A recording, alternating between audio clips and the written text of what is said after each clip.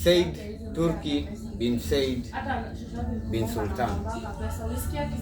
He was the ruler of Oman from 1806 to 1856. Seyyid once said, for every coconut tree cut, 3 should be planted. Seyyid relocated to Zanzibar in search of green pasture. He claimed that he wasn't a ruler, he was a businessman, an entrepreneur. When Seyyid came to the coast of East Africa, he had plans for the East African coastline.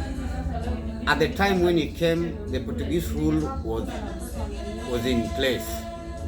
The Portuguese ruled from Sofala to Kisumayu as part of 400 kilometers for one man, the king of Portugal. When Seyyid came, he was the first ruler of the Busaidi dynasty. Seyyid stated that he was an entrepreneur, he wasn't a ruler. So when Seyyid came back, he had plans for the coast of East Africa. The first of his plans was agriculture. Seyyid said there was no need for the caravans to head to the Maldives Islands and the Indonesian islands of Port Moresby in present-day Papua New Guinea, where the spices were found. So Seyyid decided to grow the plants in Zanzibar. At that time, the international community, mainly the world powers of the day, were French, the Dutch, and the British. They actually didn't know the plan that Seyyid had for that place. When Seyyid came to Zanzibar, he relocated from Muscat in Oman, where he was the king, a Sultan. They changed the name of Sultan and gave him the name Seyyid. Seyyid means prince in Arabic, I mean. When Seyyid came to East African coastline, he started warfare.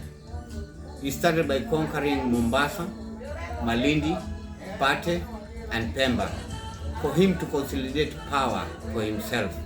Because the ruling family of the Mombasa were the elite Mazrui family. In 1822, Seyyid signed a treaty with Fairfax Mosby, the ruler of the French Mauritius colony. In this treaty, it was that the foreign national, the trade companies of the imperial Dutch and the French and the British convoys that were trespassing through the Indian Ocean, headed for the spices in the Spice Islands, had to pay him tribute for that. So in 1822, the Fairfax of Mosby, is family known as the Mosby Treaty, was signed by Seyyid, and in the enforcement of that treaty was that Seyyid had to be paid tribute. Hi guys, I know it's been a long time since we are together.